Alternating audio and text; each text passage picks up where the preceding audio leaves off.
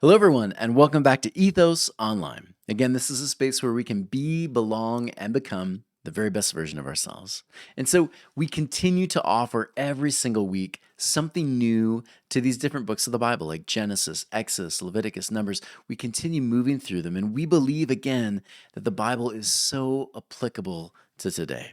And so we want to delve deeply into every chapter, every verse, as many words as we can find that have rich meaning. And we want to just delve in, find the beauty of all of these pieces. And so, again, that's what we do here at Ethos Online. And so, thank you for joining us wherever you're coming from. Again, whether it's Washington, Colorado, Florida, California, wherever you are, we just want to say welcome. This is safe space. We oftentimes tell people this is safe space where people can grow. Right? We ask lots of questions. We delve deep into what we might call the mystery, right? The divine, the story of these Jewish people and their understanding and their growth as a nation, and also their understanding of the divine and themselves. And so this is such a rich, rich study. Thank you for joining us. So again, before we begin, if you want to partner with us, click below. There's a bunch of different links. You can give some tax-deductible donations. Keep supporting what we're doing. All of that is so helpful. Share these videos with whatever platform you find it on. And again, we are so thankful that you're here. So we'll continue with our study in Genesis, right? And as always, we start by saying context is so important. Context in any discussion is really. Right? We have seen in media today, right? Whether you're on the far right, the far left, moderate, wherever you are, people make use of pulling things out of context. And so we've gotten really, really good at that in our culture. And so I would argue right now, more than ever, we need people to bring back the context. Right? Bring back the base notes. And so we want to get back to that place where we see this is the meat, this is the richness of the whole thing.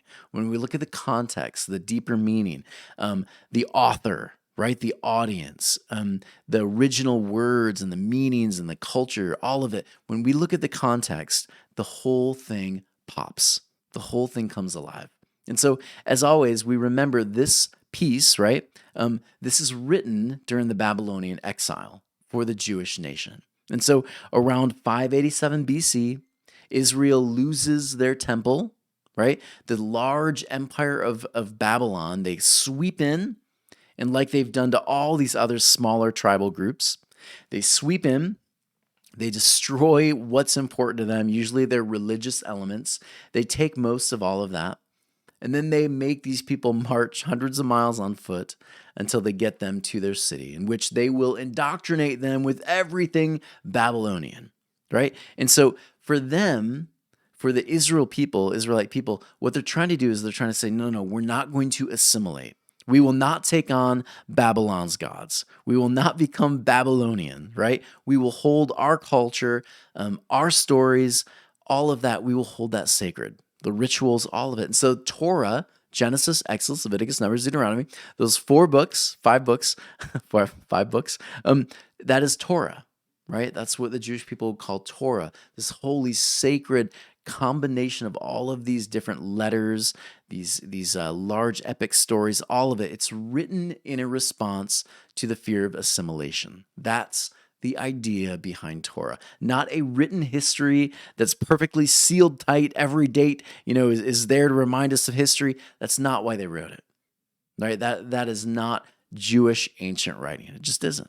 And so we move into this understanding of Torah, right? And so Torah, remember this, when Torah is brought out to the people, when the rabbi would take Torah and they'd open up a piece of the scroll in front of the people there in the temple, people would see this beautiful, beautiful hope, right? This was something that was so sacred, so important to them that they would be in awe. And so when it's opened, they would sit before the rabbi, and the rabbi would be doing something very similar to what I'm doing. They'd be sitting up a little bit higher than everyone else. They're not roaming the stage with like fog lights and all of that, which is fine if that's your thing, if that's what you like. But that's not what the Jewish people would do. The Jewish people would have the rabbi sit, and he would basically expand on Torah, on these pieces of poetry, right? Someone might call mythology, prophetic musings, right? Warnings to the culture about, hey, if we keep moving in this direction, this is what might happen. This is what Torah was. And so they would share their interpretations, right? They would call this their yoke, the rabbi's yoke, their special twist, their special understanding of Torah. And so that's where, again, depending on the rabbi you followed, you would have a certain yoke, a certain understanding of Torah. You would be leaning this direction or that direction, right? That's what's going on. So again, Torah is a complete narrative of Israel miniaturized through its tellings. So when you get to this point, understand Abraham's not just Abraham, right? You might believe Abraham is a literal person or a metaphorical person, but when Israel reads this, when a Jewish person reads this, they're not posing the questions that literal or whatever. They're seeing themselves in the story. When they see the story of Moses, they're seeing the Israelite nation go through captivity, brokenness, learning, unlearning. They're seeing themselves in the story, and they're seeing themselves in the story to remind themselves, this is what we do, this is what we don't do. This is the wisdom, and this is when we really blew it, right? So they're learning how to live, function, how to move and dance through life as a group of people in community. And so we're on chapter 8. And so, reminder again, Noah, this individual Noah, really important figure. Noah is, again, even the name Noah means rest, right? And so, where there's chaos, right? Where there's pain, right before this, there's change. There's a shift. There's a new season that's about to take place. And before that season takes place, there's a pause. There's a moment where we go, and then it comes in, right? Yeah, that moment before the calm before the storm. That is literally what the name Moses means. Fascinating, right? Noah, sorry, I said Moses. Noah is the calm before the storm. Really cool. Yeah. All right, so let's delve into chapter 8. Chapter 8, 7 through 12. So here we go. And he set forth the raven, and it went out back and forth until the waters dried up off the earth. And he sent forth the dove from with him to see whether the waters had abated from upon the surface of the earth. But the dove found no resting place for the sole of its foot. So it returned to him to the ark, because there was no water upon the entire surface of the earth. So he stretched forth his hand and took it, and he brought it to him to the ark. And he waited another 7 days, and again sent forth the dove from the ark. And the dove returned this time, right, to him at eventide, and behold, it had plucked an olive leaf in its mouth. So Noah knew, again, that the water had abated from the earth, and he again waited another, I need to go back. There we go. And no longer continued to return him. So here we go. This is really, really beautiful, really heavy stuff. So I want to take you first. This is basically Noah doing something kind of interesting that many, many of us have done. What Noah is doing is he's testing God. Right? Many of us grew up with this idea that you don't test God. Or maybe you do test God, right? This whole idea, I think, in our culture today, 21st century, we have this idea that whenever you get in this like really difficult situation, whenever you have a big question mark, right? Which job do I choose? Who do I date? Like all these kind of things. We put out a fleece, right? We put out a fleece. And then when we put out the fleece, we're going to get a magical message in the sky, right? We're going to have the fleece show up just like Gideon from the story. We're going to find out, and yeah, God wants me to be a doctor, apparently. Or he wants me to marry so-and-so, or whatever. Not quite it. We miss the point entirely because we're viewing it from our 21st perspective. Here's the beauty of putting out the fleece. Here's why a Jewish person would put out a fleece. The fleece is there not for me to, I'm going to see a message in the sky. No, it wasn't about you waiting for God to send you a message. The idea was far deeper. Yes, there's a message that is connected. Yes, there's some confirmation. But here's what the fleece does. For a Jewish person reading this, they understand immediately because it was deeply connected to all the rituals they had. For them, the idea of putting on a fleece was basically it's about testing. It's about testing the wisdom you have, right?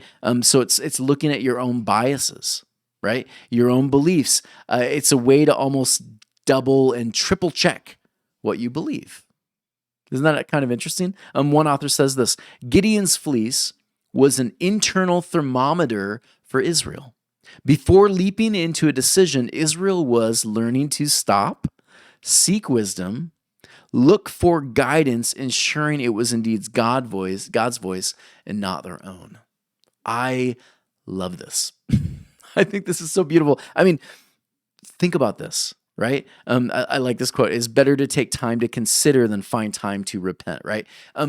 In our culture today, I think it's so easy to get wrapped up in what everyone else thinks. It's easy to have knee-jerk reactions. It's very easy to just jump to different conclusions, right? But Israel here in this story, what they're doing is they're learning to say, you know what, I got to stop.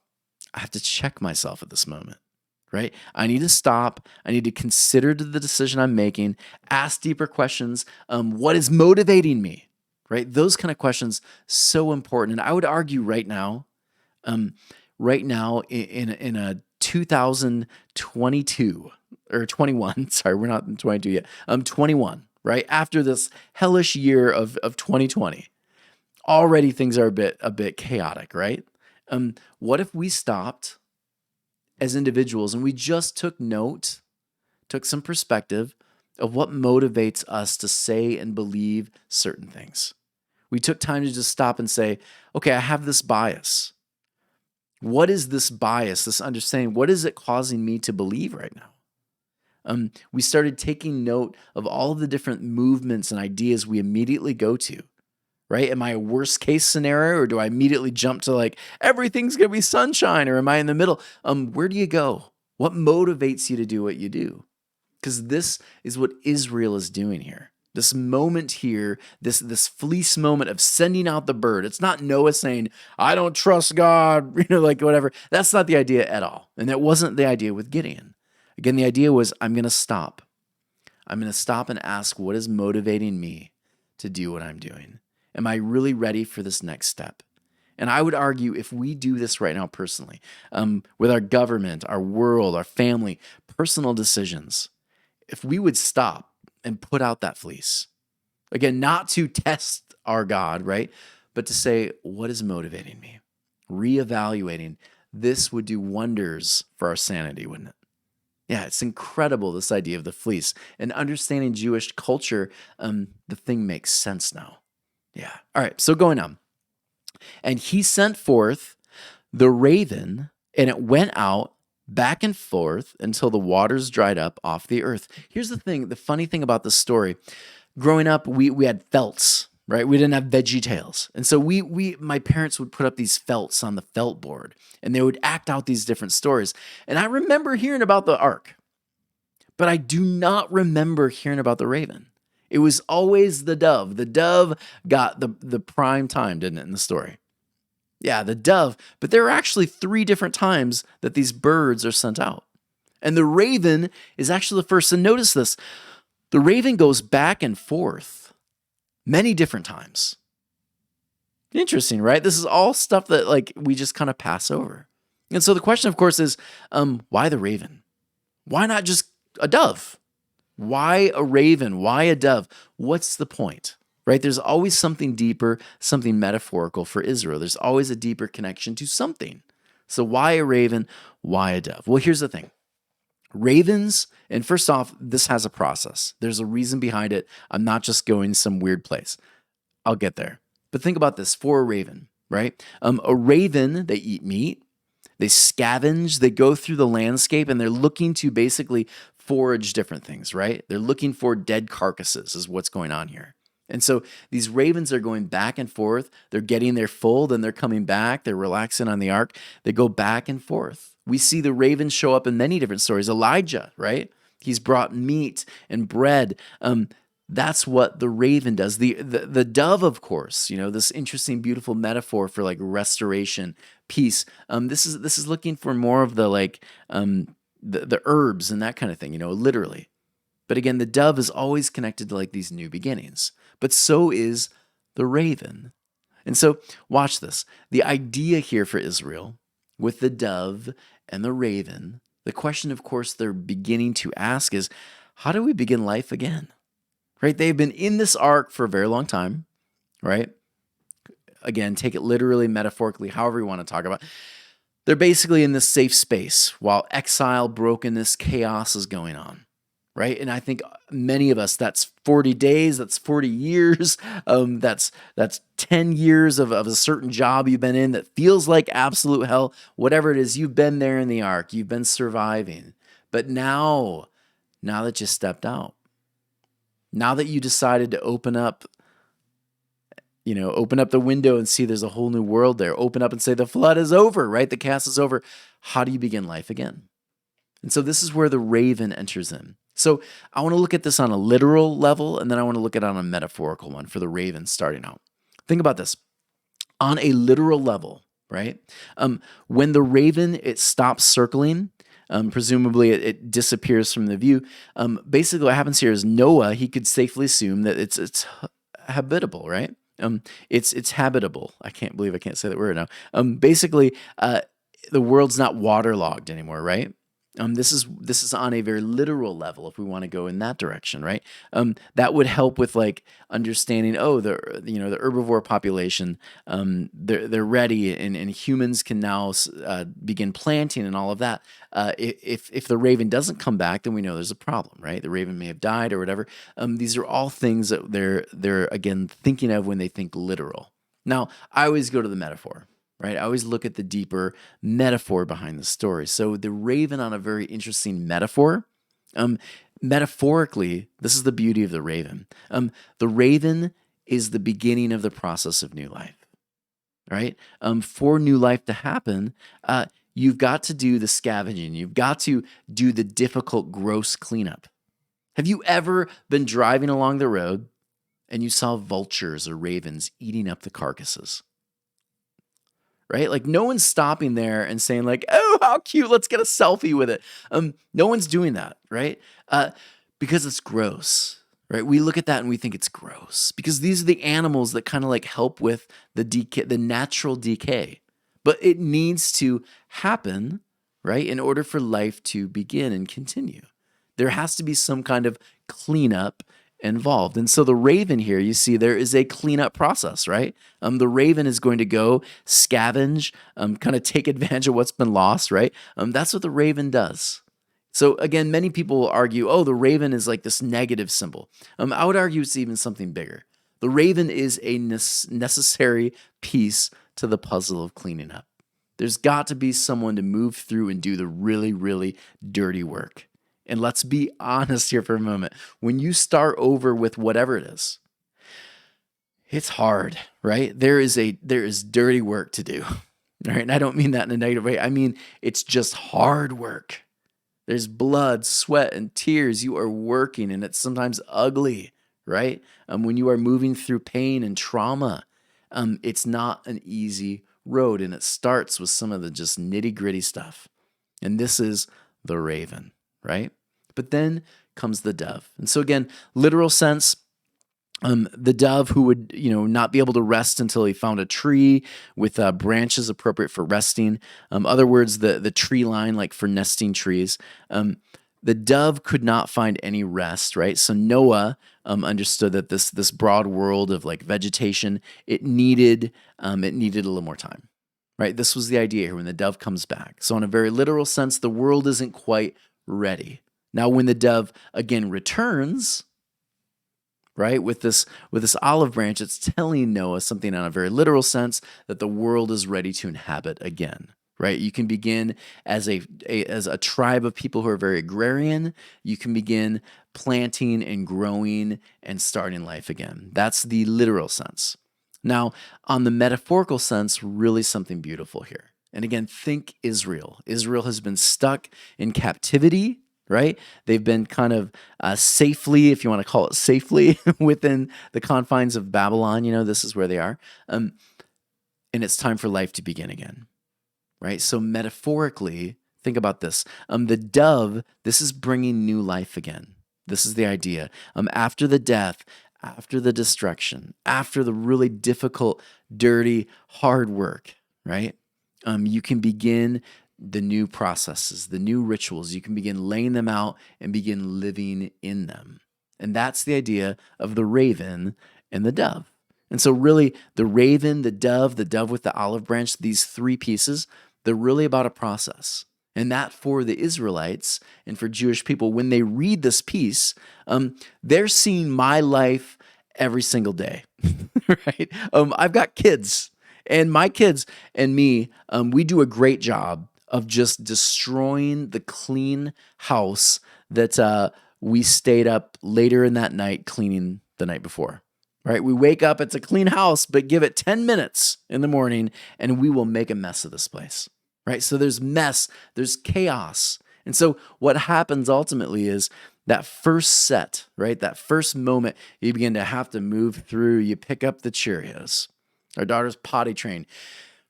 You start cleaning the floor where there have been accidents. You do all of that. It's the dirty, hard stuff on an even deeper level for me and you.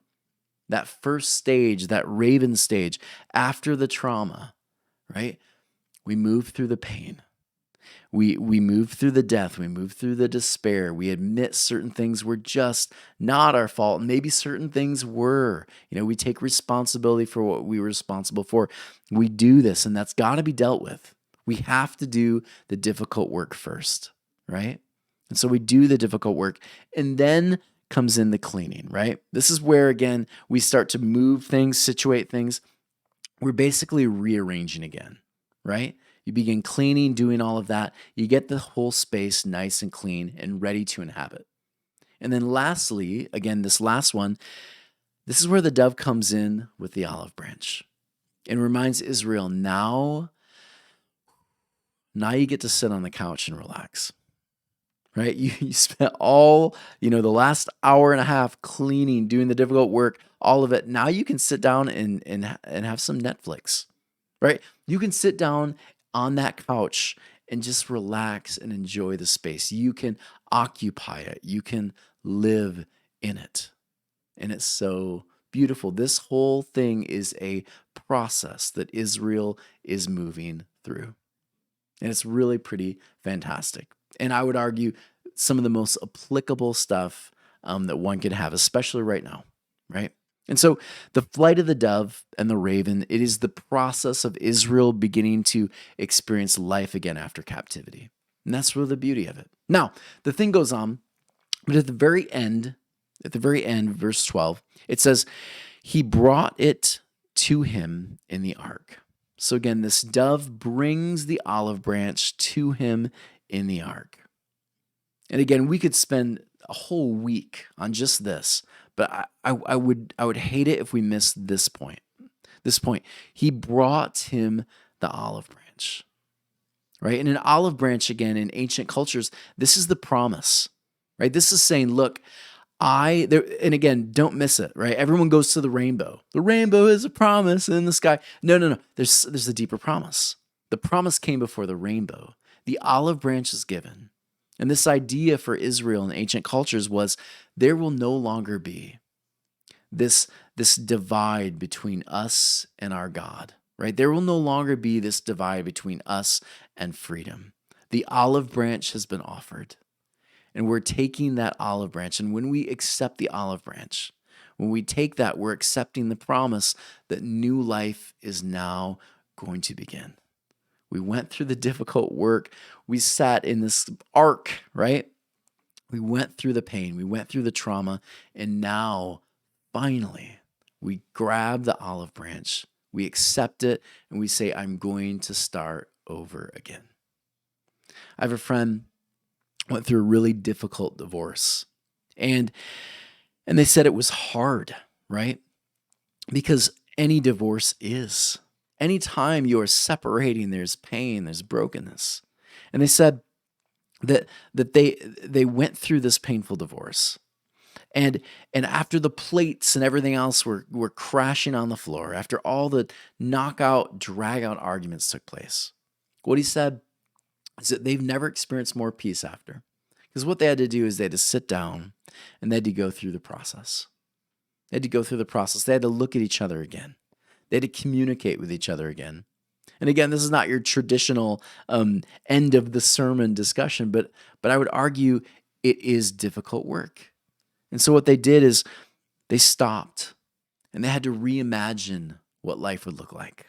They had to reimagine a peaceful start. They had to reimagine how they view each other, talk about each other, work with the kids. They had to do all of that. And then they had to start practicing this. My friend said it was painful. There was a lot of brokenness, but they had to begin new life again. And when they finally worked through the difficult stuff, they were able to become better and better parents and better people for their kids. And while I would argue, I would love to see people stay together, every one of us needs to find ways to move through these processes. Every one of us needs to find new ways whenever you get to those moments where new life is about to begin. Whenever you've experienced loss like this couple, or you've experienced loss where you lost a job, a loved one, whatever, we go through a process, right? From the raven to the dove to the olive branch, we move through these processes. And it's sometimes painful, it's sometimes really hard, but it's always so good when you move through it and you're able to look back and realize, I have come so far. And so, how do we apply this, right? How do we take it home? Here's a couple ideas I want to share with you. How do we start over after we experience loss? Number one, make a plan. Now, I personally have used these for myself. I've had these moments where I kind of had to start over. I had to move beyond some pain, brokenness, and it took years, right? But these, I would say these are so helpful. So make a plan. What positive, constructive, therapeutic activities can you begin to work on into your schedule? This is going to be so helpful for you. Make a plan, right? Find ways to begin life again, whether that's a new workout regimen, whether that's whatever job you're taking, whatever relationship you're in, whatever the thing is, find ways to make a plan so that you know this, I'm not going to fall for this again.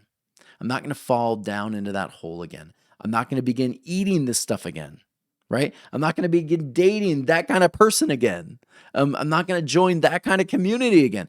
All different things. Make a plan, right? Know what you want, what you don't want, what's good for you, what's not. Make a plan. Number two, implement. Once you've taken stock of your schedule, the type of activities that you're missing, it's time to it's time to schedule them in. That's what we do. And so literally schedule them into the hour. And I know that sounds crazy, but it's worked for me. When you can schedule your time, you will have less and less of it to ruin, right? Having a schedule, knowing this is what I'm doing, you will have less time to be, again, if you're in this diet program, you'll have less time to go and eat the garbage, right? If it's a work schedule, you'll have less time to miss the point, right? You'll be working, you will meet your goal, right? When you schedule. Again, so hard for me as someone who doesn't like to schedule things. Been so important. Number three, as they say, just do it. Learn to just do it. Don't give into the excuses that will inevitably come up. You will find a million reasons why you can't do the thing today. But learn to stop the rationalizations, right? The reasons why you can't. Do it. Just do it. Just take the step and do it. If you miss the workout all day long, go and do it, right? Do it tonight. Get the workout in. Just do it. And then last, be prepared for it to be difficult at times. I'm finding this over and over again. The minute I begin thinking it's going to be easy is the minute something new comes up. It just throws everything into chaos again. It's not going to be easy. Starting a new life, starting the new job, starting the new relationship, joining the new community, whatever it is, it's not going to be easy. It's not going to be perfect. And that's okay. If it was perfect, it'd probably be kind of weird, right? Know that there are going to be parts that are going to be difficult. Part of coping with grief or loss or whatever, it's learning to tolerate and work through painful emotions, prepare, to feel frustrated, doubt yourself. All of that's going to be there. Just be prepared for that. Everyone, thank you so much for joining me today. This was fun. Doves, ravens, so good. And as always, please consider joining us at Ethos Living Rooms. That's twice a month. And subscribe, please subscribe, hit that button, share it with people. Everyone, love you. Can't wait to talk to you next week.